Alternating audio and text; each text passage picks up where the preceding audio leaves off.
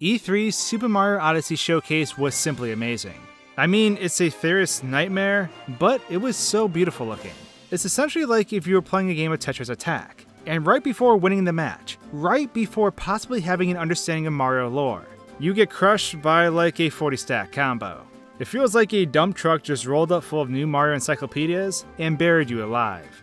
There's so many new things to consider. Apparently, Pauline is the mayor of New Donk City, which raises a ton of questions in itself. Does this take place after the Mario vs. Donkey Kong series? After expanding to new theme parks, did she jump ship into government? And beyond that, why did she look different than the other humans there? It feels like a serious case of who framed Roger Rabbit. And why is there a New Donk City? When did all this come about? The most confusing thing of all, though, is the introduction of Cappy, who assumes the role of Mario's Cap during this game. Cappy appears to be derived from the Boo family, or at least is some sort of combination of a ghost and a hat. Mario's abilities in this game heavily rely on his new partner, similar to how Flood and Luma played large roles in his previous adventures. With Cappy, Mario gains the ability to possess objects and creatures of all kinds. The game refers to this process as capturing, and while in this form, Mario has full control over everything they can do. This ability in the game seems lighthearted and fun, but of course, the mind goes to dark places. With the ability to take control over so many different things, Mario can essentially do what he wants. Feeling a little short on cash? Why not possess a human and rob a bank? Afterwards, simply ditch the body after you secure the funds, and waltz away as your victim gets arrested in a state of confusion. This makes Super Mario Odyssey go from super chipper and happy to extremely dark really fast. In a world where Mario has this ability at his disposal, so many things could happen that he could escape the blame of. However, what if Mario isn't the one in control? What if he was never in control?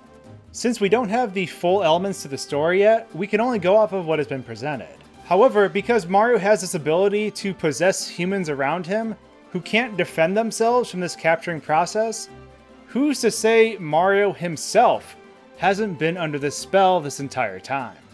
Is Mario actually the Mario we know and love? Or is this Mario actually the personality bestowed to him through the hat? Mario could simply be an oblivious plumber who has been possessed since the start. And beyond that, has this same possession existed through the generations of Mario? I'm referring to Mario's grandfather, of course, for those who haven't watched my theory video on him. It makes me wonder if this parasitic ghost has hopped from one Mario to the next, as the bodies of the hosts grow old. Now, I know what you're thinking. Swanky, Mario has lost his hat many times. If his hat was lost, he simply recovered from the spell and things would be fine. The problem with that is we don't really know the lingering effect this has on the person.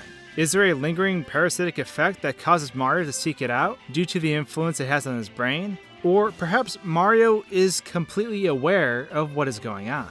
Hear me out for a second. Anytime Mario loses his hat in the past, he is subject to being weaker. He takes more damage, or he simply dies after a set period of time. In one of my first theory videos ever, which was a tad rough, I explained that Mario's abilities were enabled because of the hat he wears. In Super Mario 64 DS, Toad mentions that Mario's hat is special, and without it, bad luck will ensue.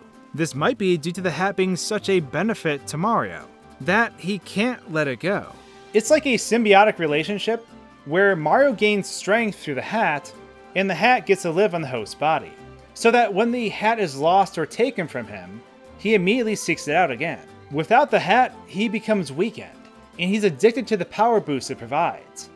The hat is like the One Ring for Gollum. It's his most prized possession because of what it allows him to do. His addiction to the power it provides will always be the driving force behind its recovery. And because he's had it for the majority of his life, he can't live without it. But this takes me back to that original thought. When did this occur? It's interesting because the way Mario possesses something is the same as Mario dissolving into a portal in Super Mario Sunshine. He breaks apart into molecules, and then seemingly dissolves. It seems that throughout the series, Mario could have very well been in partnership with his hat, perhaps even with the hat upon his little baby head. But this raises so many other questions because he isn't the only plumber to sport iconic hats. Could all these people be under a similar influence? Probably not, but it is certainly worth noting. All in all though, the Mario we know and love may simply be a product of his obsession with his otherworldly hat.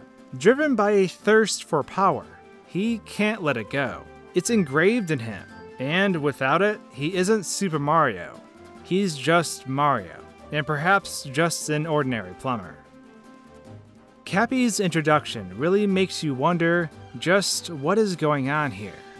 But now that I've dumped it on all of you, I'd love to hear your thoughts. Do you think Cappy has had influence over Mario for his entire life? Is Cappy the Mario we know and love, while his host is just a plumber? Or is Mario simply addicted to the power his hat provides? Obviously, all of this can probably be debunked come launch of the game, but I'd love to hear your thoughts regardless. So please share them in the comments below. Big shout out to Nick's Personal Symphony for the recreation of Super Mario Odyssey's theme. You can find a link to their work in the description below. And with that, thanks for tuning in to this Mario recap, if you know what I mean.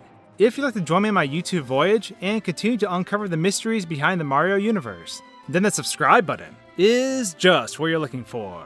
Thanks for watching, guys and gals, and until my next video, cheers. SwankyBox recently split into 2 channels, so if you like nostalgic gaming stuff, consider checking out SwankyBox Nostalgia. There's a slew of other theories on this channel too, so regardless, I hope you enjoy.